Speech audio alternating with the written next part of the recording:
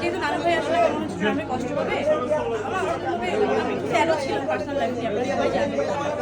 Celebration করার মতো আমাকে স্পেশাল করে দেখার মতো কিছু ছিল। আমার মনে হয় যে ওই যে ছোটোবেলার যে ইচ্ছা থাকে যে অনেক খুশি, অনেক আনন্দ, মেহেদি পড়া, নেল পলিশ পড়া, নতুন জামার গন্ধ, ওরকম আসলে ফিলটা তো আসলে বড় হওয়ার সাথে সাথে অনেক ফেড আউট হয়ে যায়।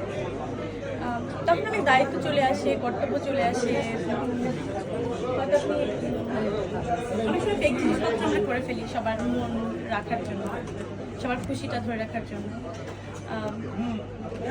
ওরকম একটা পরিস্থিতিতে আমার মনে হচ্ছিল যে আচ্ছা ঠিক আছে, খুব অল্প সময়ের জন্য আমি ওই শাড়িটা ব্লাউজটা মেক করেছিলাম শর্ট টাইমের মধ্যে।